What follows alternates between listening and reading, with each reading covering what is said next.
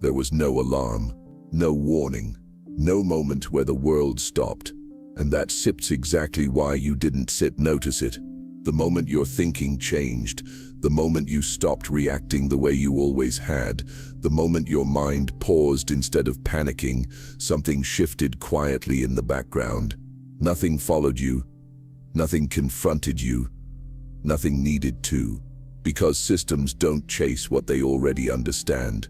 They only pay attention when something stops behaving as expected. You didn't become louder, you didn't rebel, you didn't announce anything. You simply changed internally, and that was enough. The way you processed emotion altered. The way you responded to pressure softened. The way you saw reality stepped outside the familiar pattern. And in that moment, without drama or confirmation, you were noticed. You have no idea who's watching you, because they were never meant to be seen. But they know exactly when someone stops moving on autopilot. They know when a mind becomes calm instead of reactive. They know when awareness stabilizes instead of spiking. And they know that once this happens, nothing works the same way again. This is not about fear. This is not about paranoia. This is about understanding what happens after a mind breaks pattern and doesn't return. Because being watched doesn't mean you're in danger. It means you crossed a threshold quietly, and thresholds don't announce themselves. If you've felt time slow down, if urgency no longer controls you, if familiar things suddenly feel distant, and if pressure now feels different than it used to, this isn't coincidence. It's confirmation. Listen carefully, because what you're about to hear is not motivation, and it's not comfort. It's an explanation of why your inner shift triggered attention, why resistance appeared afterward, and why going back now feels impossible. This is what happens when the system detects a mind that has changed. 1. The system does not track people, it tracks deviation. The most dangerous misunderstanding about control is the belief that the system is watching everyone equally, because in reality it does not waste energy monitoring what it already understands. Most people move through their entire lives without ever triggering attention, not because they are hidden, but because they are consistent. Their thoughts follow the same emotional grooves every day, their reactions are automatic, and their decisions are governed by familiar fears and rewards. Predictability creates invisibility, and invisibility is the natural state of a mind that has never questioned its own programming. What the system truly observes is deviation, because deviation introduces uncertainty, and uncertainty threatens control. The moment your inner process changed, something subtle but profound occurred. You stopped reacting in the same way you always had. You delayed responses that used to be instant, and you became aware of the impulse before obeying it. That single pause, almost imperceptible to you, was enough to mark a shift. A paused mind is no longer running on reflex, and reflex is the foundation upon which influence is built. When reflex dissolves, choice appears, and choice weakens every structure that depends on predictability. The system does not listen to words, beliefs, or intentions. It reads behavior, patterns, and emotional signatures. Even if you never spoke about your change, even if you did not fully understand it yourself, the shift was visible through your responses. Your emotional spikes softened, your urgency faded, and your attention turned inward rather than outward. These changes do not go unnoticed because they represent a break from the expected script. When a mind begins to observe itself, it no longer reacts on command, and that is when monitoring begins. Being watched is often misunderstood as punishment or threat, but in truth, it is a form of assessment. Weak minds are ignored because they offer no resistance and no novelty, while reactive minds are exploited because their triggers are easy to pull. Only a mind that has stepped outside automatic response becomes worthy of observation. The system does not chase what it can dominate. It studies what it cannot immediately predict. This is why the pressure you feel now is quiet rather than aggressive, subtle rather than forceful, designed to nudge you back into old reactions rather than confront you directly. You may notice this through familiar emotions returning unexpectedly, through old habits knocking again, or through people responding differently to your presence without knowing why. These are not random occurrences but corrective signals attempting to restore equilibrium. Systems always seek balance, and awareness disrupts balance by introducing conscious choice where unconscious behavior once ruled. The discomfort you feel is not a sign of danger, but evidence that you are no longer moving along the default path. The most important truth to understand is that observation itself is confirmation. If you were powerless, if your awareness had no depth, there would be no reason to watch you at all. Monitoring only occurs when a mind shows potential to move beyond its assigned boundaries. You did not become visible because you were loud or rebellious. You became visible because you became unreadable. The moment you stopped behaving exactly as expected, you stepped outside the range of automatic control, and that is when attention turned toward you. This is the quiet beginning of awareness, where nothing dramatic happens externally, yet everything changes internally. You did not break anything, you did not escape anything, and you did not announce anything. You simply saw clearly for a moment, and clarity cannot be unseen. Once a mind recognizes its own patterns, it never fully submits to them again, and that irreversible recognition is the true reason watching began. 2. A calm mind is the first sign of escape. The system is built to respond to emotion, because emotion compresses thought and collapses awareness into reaction. Fear accelerates obedience, anger narrows perception, and desire blinds judgment, which is why emotionally charged minds are the easiest to guide. When a person reacts instantly, they are not choosing. They are executing a conditioned response, and conditioned responses are predictable. Predictability is safety for control structures, because what can be predicted can be steered without resistance. The moment your mind began to settle instead of spike, you quietly stepped out of the most reliable control channel. Calmness is not the absence of thought, it is the presence of awareness observing thought without being consumed by it. When urgency disappeared from your reactions, the system lost one of its primary levers. You stopped rushing to respond, stopped defending every impulse, and stopped feeding external triggers with internal energy. That absence of urgency is not weakness, it is withdrawal from manipulation. A calm mind cannot be pushed easily because it does not collapse under pressure. Pressure works only when there is fear of loss, fear of delay, or fear of uncertainty, but calmness dissolves these fears by slowing perception. When perception slows, the mind regains depth, and depth creates distance from impulse. That distance is dangerous for any system built on immediate reaction, because it introduces reflection, and reflection disrupts control. This is why calm people are often misunderstood, challenged, or subtly provoked. Calmness makes others uncomfortable because it removes the expected emotional exchange. When someone remains composed while others escalate, the imbalance becomes obvious. The system expects alignment, not stillness, and stillness exposes artificial urgency. You may have noticed that situations which once demanded emotional investment now feel distant, as if you are observing rather than participating. This shift is not detachment from life, but separation from automatic response. Calmness also changes how time is experienced. Urgent minds feel chased by time, while calm minds feel anchored within it. When you stopped reacting instantly, moments stretched, decisions slowed, and silence grew heavier. This altered perception is not imagination. It is awareness reclaiming bandwidth that was previously consumed by emotional noise. With less internal chaos, external pressure loses its authority. The system interprets this calm not as peace, but as non-compliance. A calm mind does not panic on cue, does not outrage on command, and does not chase validation automatically. This makes it harder to influence, harder to predict, and harder to return to baseline behavior. Calmness therefore becomes the earliest sign of escape, not physical escape, but psychological independence, which is far more threatening. This is also why calmness is often tested.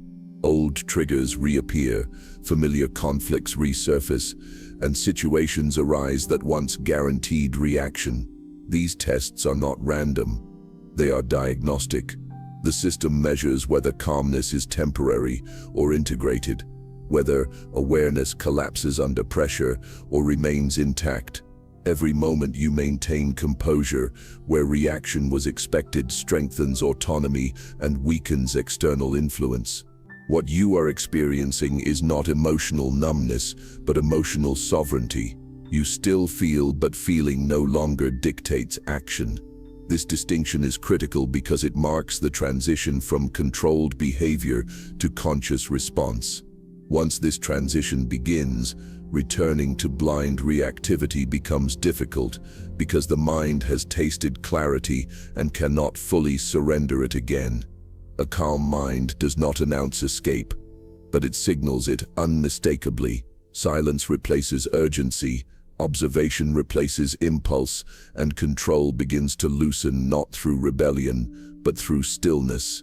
That stillness is what drew attention, because it represents a mind that no longer moves when pushed, and any system that depends on pushing must take notice. 3. You were never supposed to notice the watchers. The most effective forms of control are designed to remain invisible, because anything that can be clearly seen can eventually be questioned. The watchers were never meant to feel like observers. They were meant to feel like reality itself. They do not stand outside your life, but operate through it, embedded in beliefs you inherited, rules you never agreed to, and expectations that were normalized long before you became aware of them. This is why most people never ask who is watching, because they assume what surrounds them is natural rather than constructed. When awareness begins, it does not arrive as a sudden revelation, but as discomfort with assumptions that once felt unquestionable. You may have noticed thoughts that no longer sit comfortably, reactions that feel scripted, or pressures that seem arbitrary once examined closely. This discomfort is not confusion. It is perception sharpening. The moment you began observing your own thoughts, instead of identifying with them, you stepped outside the internal narrative that had been quietly guiding you. That is when the watchers became visible, not as entities, but as patterns that reveal themselves only when attention turns inward. The watchers do not need to announce their presence because their power depends on familiarity. They operate through repetition, routine, and internalized authority, shaping behavior without force. When a mind follows these internal signals automatically, observation is unnecessary. It is only when the signals are questioned, delayed, or ignored that monitoring becomes relevant. The system does not react to ignorance, but it reacts immediately to awareness, because awareness breaks the illusion of inevitability. You may feel this as a subtle resistance that appears whenever you attempt to move differently than before. Distraction increases, doubts surface, and old narratives resurface with renewed intensity. These are not external attacks, but internal corrections designed to restore compliance. The watchers function by making deviation uncomfortable enough that returning to familiar patterns feels like relief, comfort. In this sense, becomes a leash rather than a reward. This is why awakening often feels isolating rather than empowering at first. When you stop sharing the same assumptions as those around you, conversations feel hollow and urgency feels manufactured. You are not rejecting reality, you are seeing the scaffolding behind it. This shift creates distance, not because you are above others, but because you are no longer fully immersed in the same mental environment. The watchers rely on immersion, and separation weakens their influence. Noticing the watchers does not mean confronting them directly, because confrontation still operates within their framework. True disruption occurs when observation replaces participation. When you see a pattern clearly, you no longer feed it unconsciously. Attention withdraws energy, and energy withdrawal is the quietest form of resistance. This is why awareness feels like a threat even when no action follows, because it removes the automatic supply of compliance. The discomfort you feel now is not a warning, but a transition. Your mind is adjusting to a wider field of perception, one where rules are recognized as conditional rather than absolute. This recognition cannot be reversed easily, because once a pattern is seen, it loses its authority.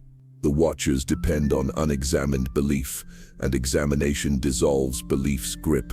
You were never supposed to notice any of this, not because it is forbidden, but because noticing changes behavior without force.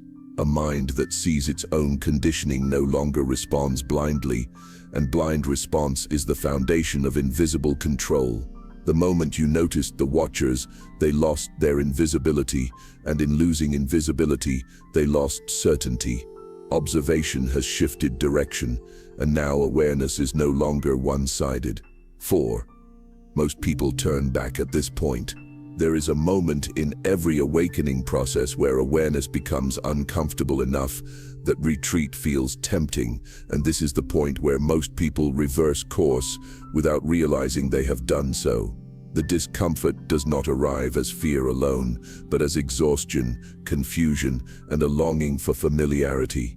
What once felt safe now feels hollow, yet what lies ahead feels undefined, and the human mind is conditioned to choose certainty over clarity when pressured. This is the precise moment where the system regains most of those who briefly stepped outside it. When awareness first appears, it brings a sense of expansion, insight, and quiet power, but that initial clarity is quickly followed by resistance.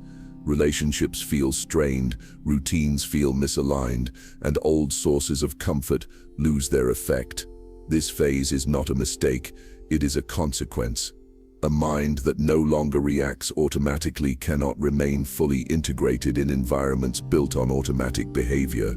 The tension you feel is not evidence of failure, but proof that your perception has shifted beyond compatibility with your previous patterns. Most people interpret this tension as a sign that something has gone wrong, and that interpretation is encouraged by the system itself. Returning to old habits restores familiarity, and familiarity reduces friction, even if it costs awareness. The system does not need to force obedience at this stage, it only needs to offer relief. Comfort becomes the invitation back, not as pleasure, but as the absence of inner strain. This is why regression often feels like peace at first, because it removes the responsibility of conscious choice. What separates those who continue from those who return is not strength, but honesty. Continuing requires acknowledging that discomfort is not a signal to stop, but a signal that internal alignment is changing. When awareness expands, the mind must reorganize itself, and reorganization is inherently unstable. The system exploits this instability by presenting old patterns as solutions, even though they are the source of the limitation being escaped. You may notice people encouraging you, subtly or directly, to behave as you used to, not out of malice, but out of resonance. When your awareness changes, it disrupts shared patterns, and disruption creates discomfort in others as well.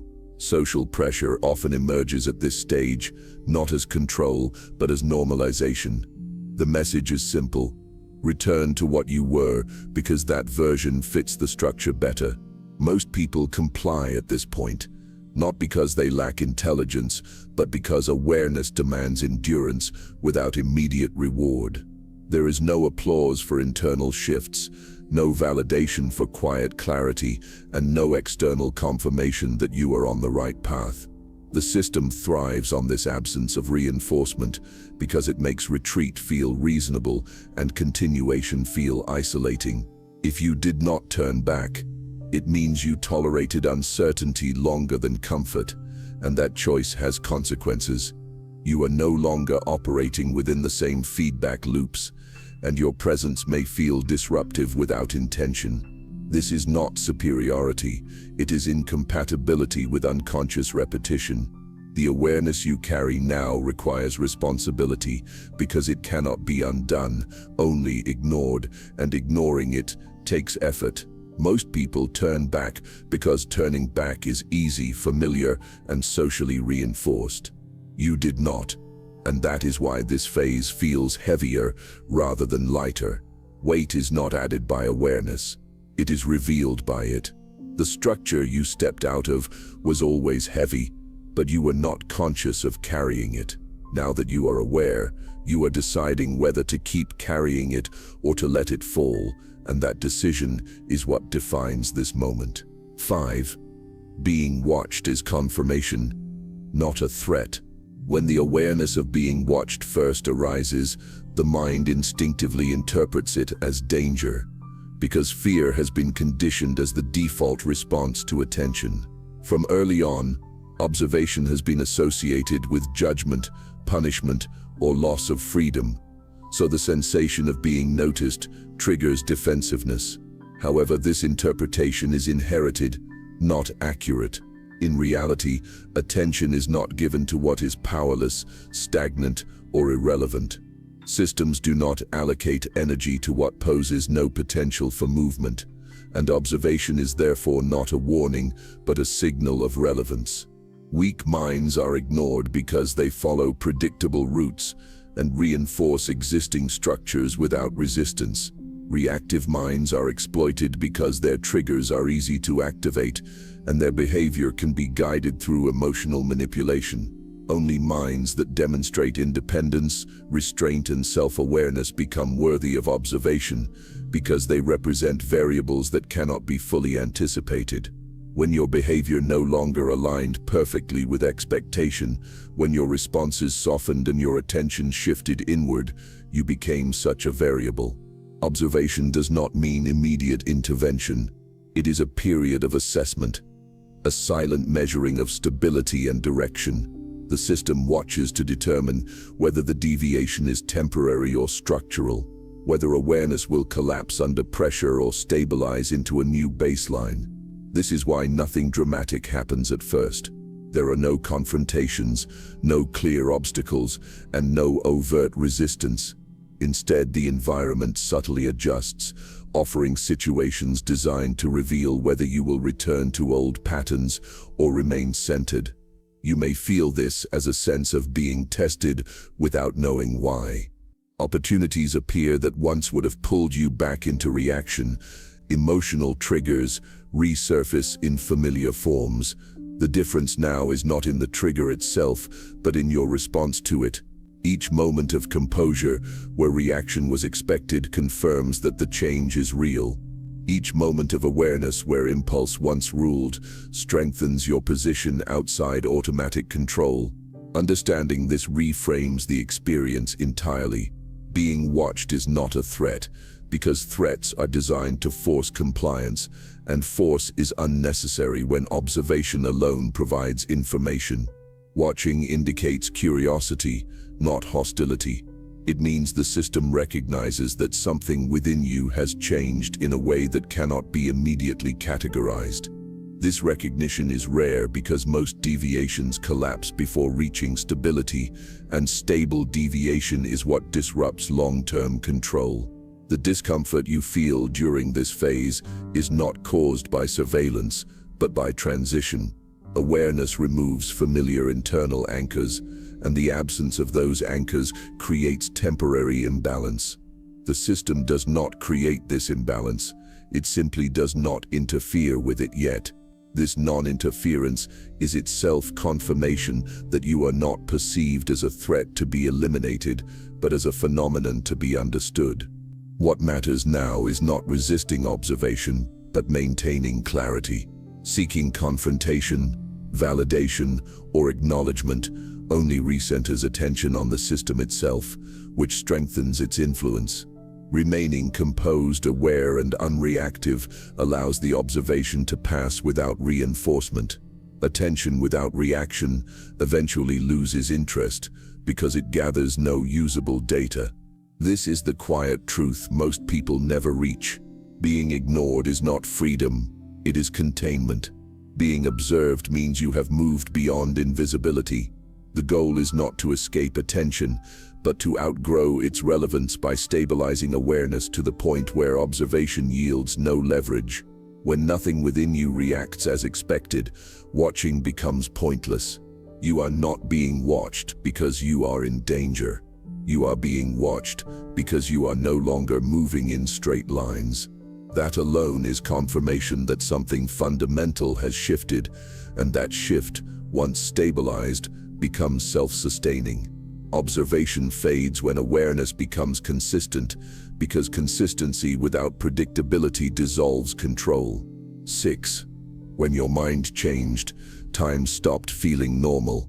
One of the earliest signs that awareness has taken root is a subtle distortion in the way time is experienced, because time perception is directly linked to attention. When the mind operates on autopilot, time feels compressed, rushed, and fragmented, as if days blur together without distinction. This is not because time itself is moving faster, but because attention is scattered and continuously pulled outward by stimuli, urgency, and expectation. A distracted mind lives in acceleration, always reacting, always catching up, and never fully present. The moment your awareness stabilized, even briefly, this acceleration began to slow. Moments felt heavier, pauses felt longer, and silence carried weight rather than emptiness. This shift can feel unsettling at first, because the mind has been trained to equate speed with productivity and urgency with importance. When urgency fades, the illusion of progress collapses, revealing how much energy was previously spent maintaining motion rather than direction. This altered perception is not imagination. It is a physiological and psychological consequence of attention reclaiming itself. When attention is no longer fragmented, it expands, and expanded attention deepens experience. Decisions begin to feel more deliberate, not because you are hesitating, but because you are perceiving more variables than before. This additional perception creates a sense of time slowing, as if each moment contains more information than it used to. Systems depend on time pressure to maintain compliance, because urgency bypasses reflection. When everything feels immediate, there is no space to question direction. By slowing perception, awareness removes the pressure that forces reactive decision-making. This is why a calm, aware mind often feels detached from artificial deadlines and manufactured crises.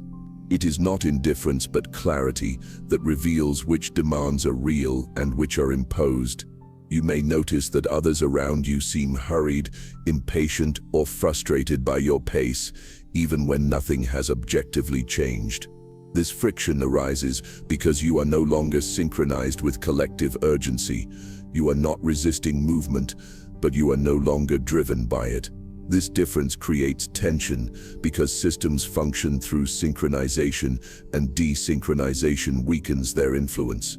As time perception shifts, identity begins to loosen as well. Much of who you believed yourself to be was reinforced through routine and repetition, both of which depend on accelerated time. When time slows, repetition becomes visible, and visibility breaks identification. You start to notice how often the same thoughts repeat, how many actions are habitual rather than chosen, and how many goals were inherited rather than examined. This recognition can feel disorienting because it removes the sense of forward momentum without immediately replacing it. This is the phase where many people attempt to recreate urgency artificially, filling silence with distraction to restore the familiar sensation of motion. The system encourages this because urgency collapses awareness back into reaction.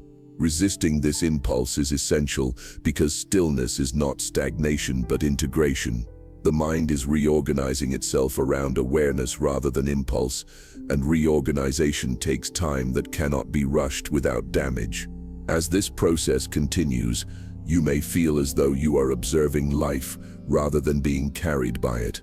This is not disengagement, but a recalibration of agency. You are no longer moving because you are pushed. You are moving because you choose to. Choice changes the relationship with time, because chosen actions do not feel rushed, even when they are decisive. When time stops feeling normal, it is not a sign that something is wrong. It is evidence that your mind has exited the acceleration loop that keeps awareness shallow. The system relies on speed to prevent reflection, and reflection becomes possible only when time slows enough to be felt. That slowing is not permanent in sensation, but it marks a transition toward depth that cannot be reversed easily.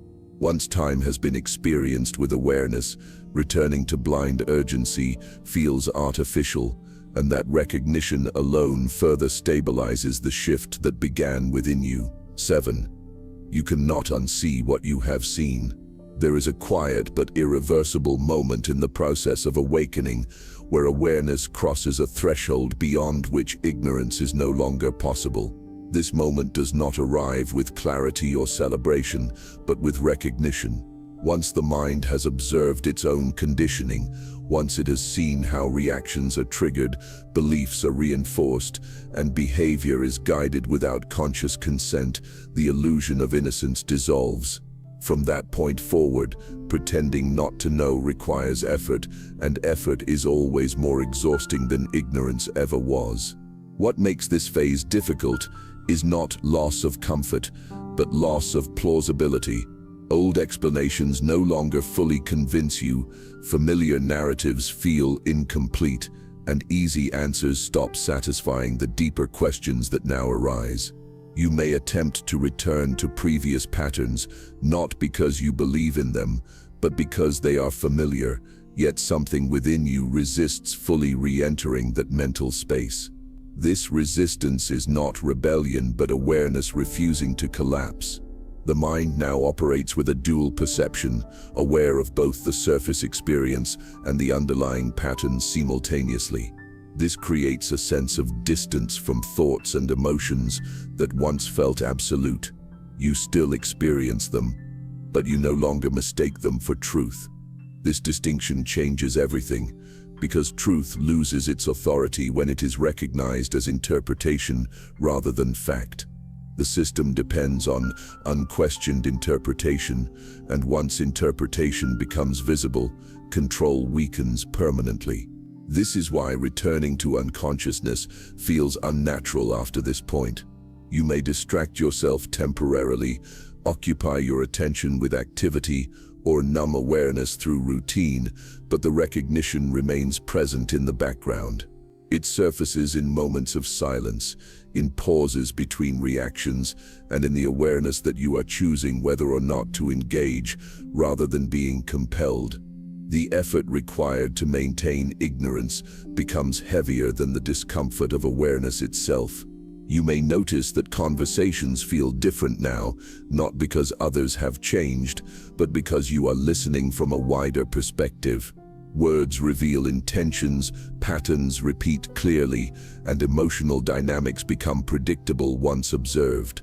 This clarity can feel isolating, because it removes the illusion of shared unconsciousness that once created effortless connection.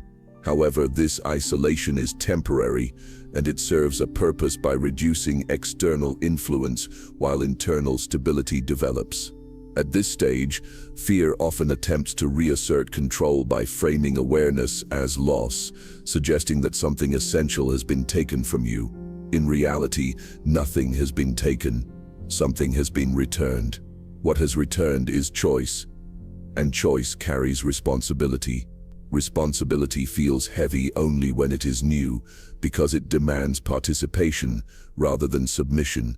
Over time, responsibility becomes grounding because it replaces confusion with clarity. The point of no return is not a dramatic event, but a gradual recognition that the old way of seeing is no longer accessible. You can remember how it felt, but you cannot fully inhabit it again. This does not mean life becomes easier immediately, but it becomes more honest. Honest perception removes comfort illusions, but it replaces them with alignment, and alignment reduces internal conflict even when external challenges remain. You cannot unsee what you have seen, because seeing itself alters the structure of perception. Once awareness has expanded, it does not collapse back to its previous size. It may fluctuate in intensity, but its presence is permanent. This permanence is not a burden, it is stability forming beneath uncertainty. What lies ahead is not escape from responsibility, but integration of awareness into daily life. And that integration is where real freedom begins. 8. After detection comes testing. Once awareness stabilizes beyond initial disruption, observation shifts into evaluation, because systems do not simply note deviation, they measure its durability. Detection alone does not determine outcome. What matters is whether the change holds under pressure, whether awareness remains intact when familiar triggers are reintroduced, and whether the mind defaults back to reaction when conditions become uncomfortable. This is the phase where many people believe something external is working against them, when in reality the environment is revealing what has already been internalized. Testing rarely arrives in dramatic form, because overt challenges expose themselves too easily. Instead, the tests are subtle, woven into ordinary experiences and familiar situations. Old habits resurface, not forcefully, but invitingly. Emotional triggers return in recognizable shapes, offering the comfort of familiarity rather than the threat of danger. The mind is presented with choices that appear harmless, even reasonable, and it is precisely this familiarity that makes the test effective. If reaction occurs automatically, awareness collapses quietly without resistance.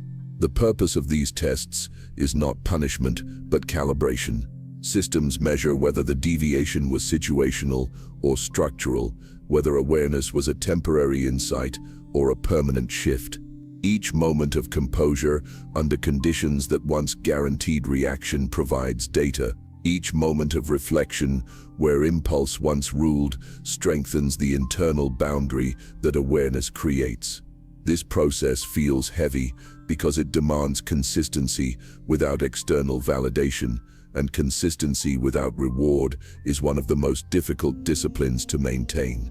You may notice a pattern where situations seem designed to provoke the exact reactions you have recently outgrown.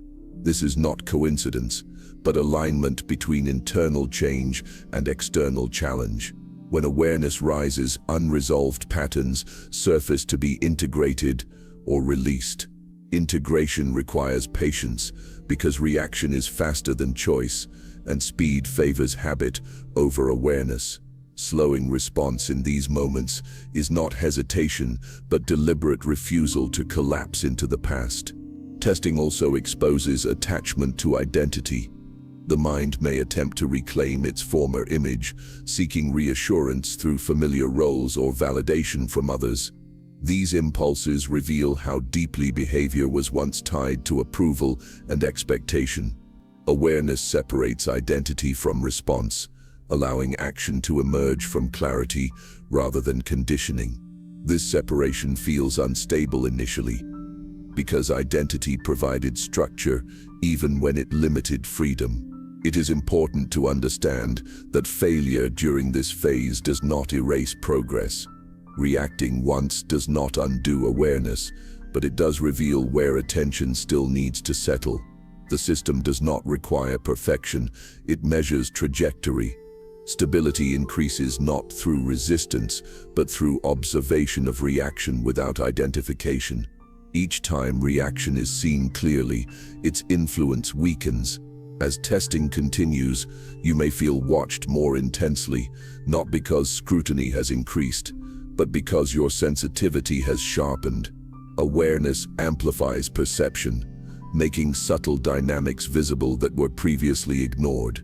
This heightened perception can feel overwhelming if interpreted as threat, but it becomes grounding when understood as information.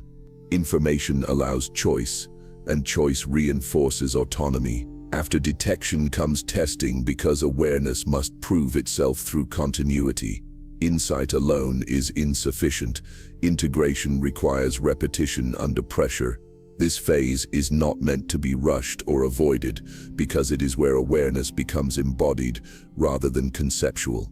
When calm persists through testing, observation loses interest, not because the system has been defeated, but because it no longer finds instability to exploit. Stability without reaction dissolves the purpose of surveillance, and awareness begins to move forward without resistance. 9. Real power becomes invisible before it becomes unstoppable.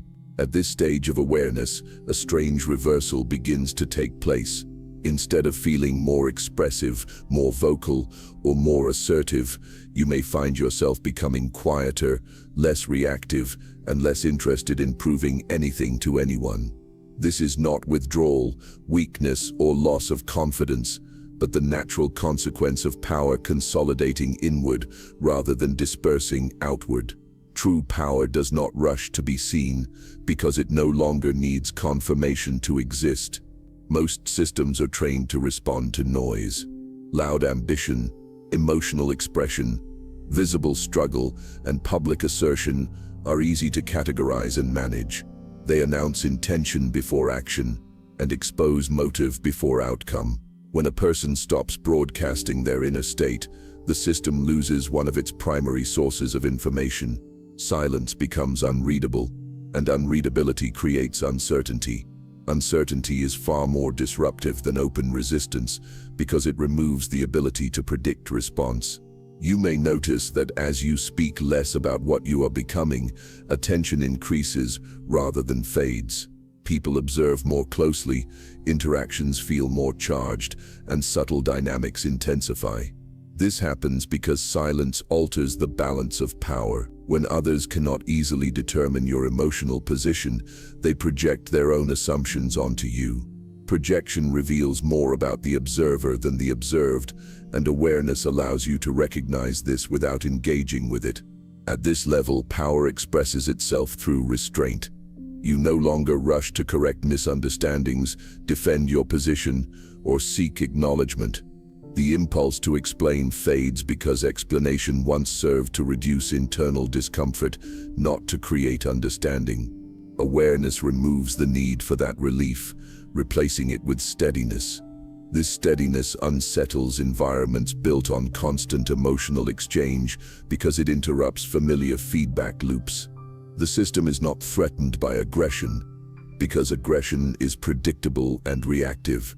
It understands anger, ambition, and defiance, because they follow recognizable patterns. What it struggles to respond to is composure that does not seek dominance, validation, or escape. A composed mind that neither submits nor confronts directly creates a blind spot because it does not offer clear data points. This is why power at this stage feels quiet rather than forceful. As this consolidation continues, you may feel detached from outcomes that once defined your sense of worth.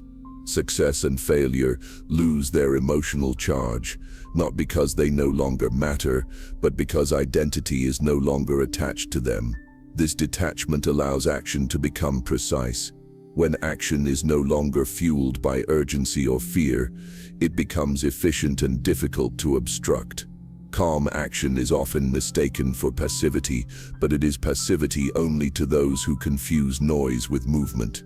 This phase can feel isolating because external validation decreases before internal stability fully solidifies. The world responds less dramatically to you, even as it watches more closely. This apparent contradiction exists because attention has shifted from reaction to observation. When you stop feeding emotional exchanges, interactions lose their volatility, but they gain depth. Those who rely on emotional leverage feel uncomfortable, while those who value clarity begin to recognize your presence differently. It is important to resist the urge to reintroduce noise simply to feel visible again. Many people sabotage this stage by seeking reaction, confrontation, or recognition, not realizing that they are restoring the very patterns awareness was dissolving. Power does not need to announce itself repeatedly. Once established internally, it expresses itself through consistency rather than display. Real power becomes invisible before it becomes unstoppable, because invisibility allows freedom of movement. When intentions are hidden, reactions are delayed, and responses are chosen rather than automatic, influence shifts silently. The system watches more closely at this stage, not because you are aggressive, but because your behavior no longer aligns with familiar scripts. You are not opposing the structure, you are operating outside its expectations. This is where many misunderstand their own transformation. They mistake quiet for loss and stillness for stagnation, when in fact the opposite is occurring. Internal coherence is forming, and coherence multiplies effectiveness without increasing effort. Once coherence stabilizes, action no longer feels heavy, and resistance weakens without confrontation. Power that is loud can be challenged. Power that is silent must be understood first, and understanding takes time. During that time, awareness deepens, autonomy strengthens, and leverage accumulates without announcement. What emerges from this phase is not dominance over others, but mastery over response, and mastery over response is the foundation of every form of lasting power. 10. Not every watcher is an enemy, but none should be obeyed. At this stage of awareness, the mind often falls into a subtle trap by assuming that all observation carries the same intention. Early in the process, being watched feels threatening because attention has always been associated with judgment, punishment, or control. Later, as fear dissolves, another illusion appears, the belief that observation may also signal approval, guidance, or protection. Both interpretations are incomplete, because observation itself is neutral and meaning is assigned only through reaction. Some watchers observe to influence, others observe to understand, and some observe simply because awareness attracts awareness. The mistake is not in recognizing observation, but in responding to it emotionally. The moment you assign intention without evidence, you surrender clarity. Whether the watcher appears hostile, curious, or benevolent, the danger lies in altering your behavior to match what you believe is being expected. Expectation is the doorway through which control enters quietly. As awareness deepens, you may sense different forms of attention around you, some subtle and some pronounced. Certain people respond differently to your presence, opportunities align unexpectedly, or resistance fades without explanation. It is tempting to interpret these changes as confirmation that you are being supported or opposed, but interpretation collapses neutrality. Awareness does not require allegiance, and alignment does not require obedience. True autonomy emerges when observation no longer dictates response. When you stop adjusting yourself to be approved, feared, or understood, attention loses its leverage. Watchers, regardless of intention, rely on reaction to remain relevant. Reaction feeds data, emotion feeds predictability, and predictability restores control. Remaining internally consistent without performing for observation dissolves this cycle entirely. This is why obedience is more dangerous than opposition. Opposition still acknowledges authority, while obedience internalizes it. The moment you seek direction from what is watching you, even subtly, you re-enter dependency. Awareness is not meant to replace one external authority with another. It is meant to return authority to internal clarity. Anything that encourages surrender of that clarity, whether through fear or reassurance, weakens the very shift you have stabilized. You may notice impulses to interpret signs, seek confirmation, or look for reassurance that you are on the right path. These impulses are natural, but they must be observed rather than followed. Seeking validation externalizes certainty, and certainty that exists outside the self is fragile. Awareness becomes stable only when certainty is internal and flexible, grounded in perception rather than belief. Not every watcher is an enemy because hostility is inefficient. Many forms of observation are passive, informational, or even incidental. However, none should be obeyed because obedience replaces choice with compliance. Choice is the defining feature of awareness, and relinquishing it reverts the mind back to conditioned behavior. The goal is not to escape observation, but to transcend its influence by remaining unmoved. At this level, the mind begins to recognize a deeper truth. Attention does not grant power, response does. When response is withheld, observation becomes background noise rather than directive force. You are not required to resist, hide, or perform. You are required only to remain clear. Clarity does not negotiate, does not seek permission, and does not rush toward explanation. This phase often feels strangely quiet, as if something external has stepped back while something internal steps forward. That quiet is not emptiness, but stabilization. Awareness is no longer reacting to pressure, praise, or curiosity. It is simply present. Presence removes hooks, and without hooks, influence fades naturally. The final illusion to dissolve here is the belief that someone else knows what you should become. Awareness does not follow instructions, even benevolent ones. It evolves through direct perception and lived experience. When you stop looking outward for confirmation, guidance, or warning, observation loses its ability to shape you. Not every watcher is an enemy, but none deserve your obedience. The moment you internalize this truth, attention becomes irrelevant because it no longer alters direction. What remains is autonomy without defiance and clarity without fear. From this point forward, awareness no longer needs to protect itself because it no longer depends on external validation to exist. 11. Fear is the final attempt to pull you back. When awareness reaches this depth, control no longer relies on distraction, habit, or validation because those mechanisms have already weakened. What remains is fear, not as panic, but as suggestion. Fear at this stage does not arrive loudly or dramatically. It appears quietly, disguised as caution, logic, or concern for stability. It presents itself as a reasonable voice asking whether the shift has gone too far, whether safety has been compromised, or whether returning to familiarity might be wiser. This subtlety is intentional because overt fear would be recognized immediately and dismissed. Fear works best when it feels responsible. It frames awareness as risk, clarity as isolation, and independence as vulnerability. The mind is encouraged to believe that stepping outside familiar structures invites danger, not because danger is present, but because uncertainty feels unsafe to a conditioned nervous system.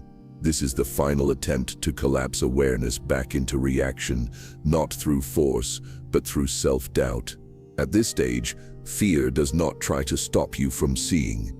It tries to change how you interpret what you see. It suggests that observation is paranoia, that calm is detachment, and that silence is withdrawal. These reinterpretations are powerful because they attack meaning rather than perception.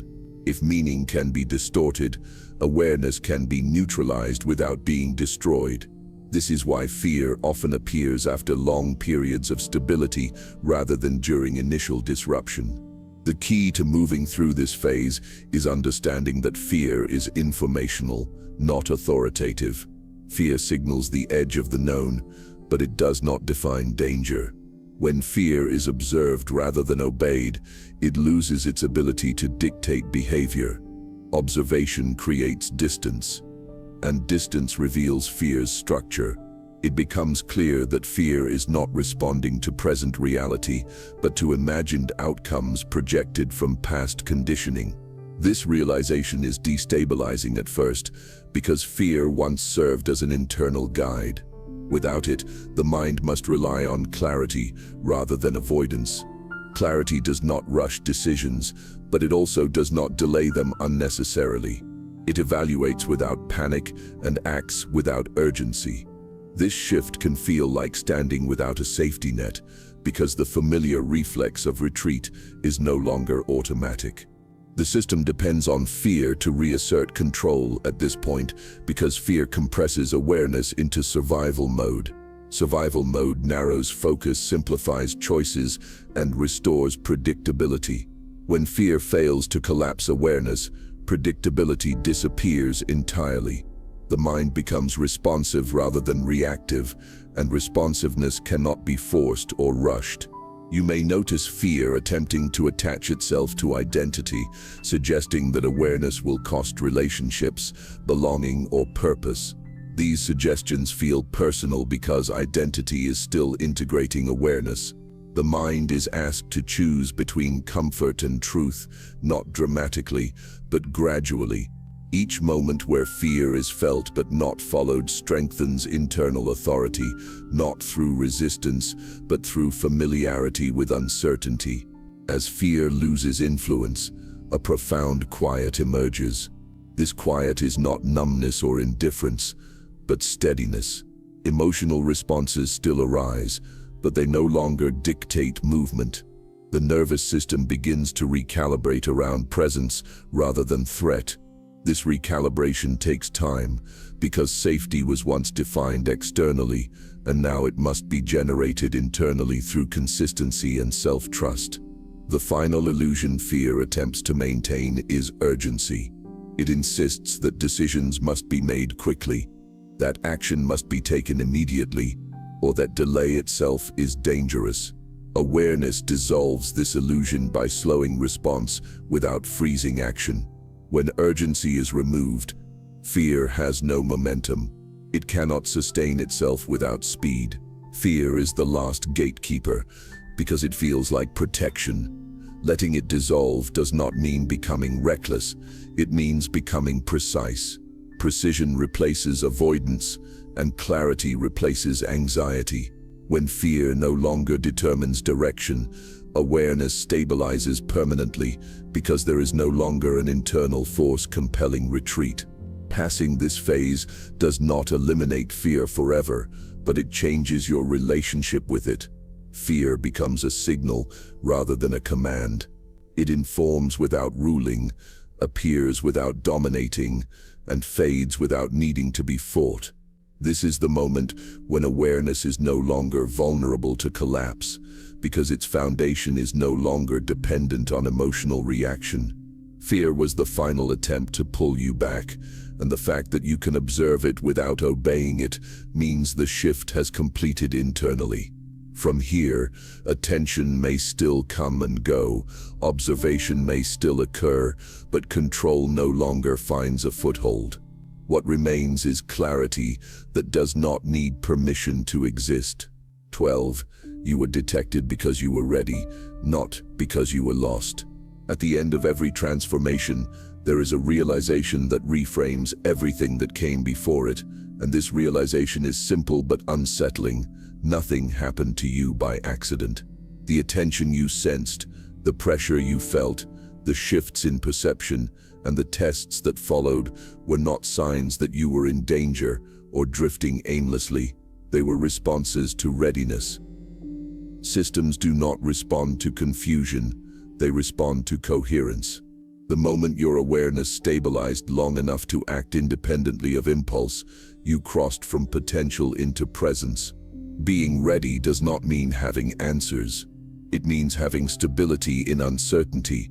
It means the mind no longer collapses when clarity is incomplete, and emotion no longer dictates direction. This is what separates those who awaken briefly from those who integrate awareness fully. Readiness is not intensity. It is consistency. When awareness becomes consistent, it no longer spikes and fades. It remains present even when nothing dramatic is happening. That presence changes everything quietly. You may now recognize that the feeling of being tracked was never about threat, surveillance, or control in the conventional sense. It was a recognition of deviation that had become sustainable. Temporary insight is ignored because it burns out on its own. Sustainable awareness is noted because it reshapes behavior long-term. The system does not chase those who are unstable. It waits for them to collapse. It observes only when collapse does not occur. This is why the journey felt heavy rather than euphoric. Euphoria belongs to beginnings. Integration belongs to endings. The weight you felt was not resistance being applied to you, but responsibility being returned to you. Responsibility does not feel like freedom at first, because it removes excuses, narratives, and external authorities that once made decisions easier. What replaces them is choice, and choice requires presence. At this point, awareness no longer seeks confirmation. You are not waiting for signs, approval, or permission to continue. The need to interpret every experience dissolves because meaning is no longer outsourced. You understand that observation loses power when it no longer alters behavior, and attention fades when it yields no leverage. This is not because the system has disappeared, but because its relevance has. You may notice that life begins to feel strangely ordinary again, but with depth beneath it. This is the final phase of integration, where awareness no longer feels dramatic. It becomes functional. You still engage with the world, still experience emotion, still face uncertainty, but none of these dominate perception. They pass through awareness rather than defining it. This is the quietest and most stable form of freedom. The greatest misconception about awakening is that it leads somewhere extraordinary. In truth, it returns you to the ordinary with clarity intact. You no longer need to escape, resist, or oppose anything, because opposition still implies dependence. What you have gained is internal authority, and authority does not announce itself. It expresses itself through alignment between perception and action. Being detected was not a warning that you were being watched too closely. It was confirmation that you were no longer invisible to yourself. The moment you stopped betraying your own awareness for comfort, everything shifted internally. External attention was only a reflection of that internal alignment. Once alignment stabilizes, reflection fades. There is nothing left to prove at this stage. No threshold to cross, no final test to pass. The work now is continuation, not escalation. Awareness does not need to grow louder, it needs to remain present. Presence is enough to maintain autonomy, clarity, and direction without effort. You were detected because you were ready to carry awareness without dramatizing it, without weaponizing it, and without weaponizing it, and without surrendering it. That readiness is rare because it requires patience, restraint, and honesty rather than intensity. Most people seek transformation to feel powerful. You arrived here by becoming precise. This is where the journey settles, not into stillness, but into stability. You do not need to look over your shoulder anymore because nothing is chasing you. What was watching no longer finds movement worth tracking because awareness has become the ground you stand on rather than the peak you climb. The moment you changed, detection occurred. The moment you stabilized, it ended. What remains now is a mind that is no longer readable through reaction, no longer steerable through fear, and no longer dependent on permission to exist clearly. That is not escape. That is completion. If you've made it this far, then something is already clear. You don't experience the world the same way you once did, and you're no longer trying to. The reactions that used to control you no longer arrive with the same force, and the urgency that once dictated your decisions no longer feels real. Nothing external changed suddenly, but everything internal reorganized, and that reorganization is permanent. You don't need to look for who's watching anymore, because attention only matters when it can still shape behavior. The moment you stopped reacting automatically, observation lost its leverage. What once felt like pressure has turned into background noise, and what once felt heavy has become stable. This is not because the world became safer, but because your mind became clearer. There is nothing left to prove at this stage. No approval to earn, no permission to wait for. Awareness does not demand action, explanation, or validation. It simply remains present. That presence is what makes you unreadable, and unreadable minds are no longer easily guided. You may return to ordinary life now, but it will never feel ordinary in the same way again. Conversations, decisions, and challenges will continue, but they will move through you rather than control you. This is the quiet advantage of a free mind. It does not dominate. It does not escape. It simply sees clearly and responds when necessary. If attention ever returns, let it. If pressure appears again, observe it. Nothing needs to be resisted or announced. The work now is not becoming something new, but remaining aligned with what you already are. Alignment does not require effort once it is established. It requires only consistency. You were detected the moment you changed. But detection was never the end of the process. Stabilization was. Now that awareness has settled, nothing needs to follow you anymore, because you are no longer moving in ways that can be predicted or pulled. Carry this quietly. Move deliberately. And remember, the most powerful minds are not those that are feared or followed, but those that remain steady when no one is watching.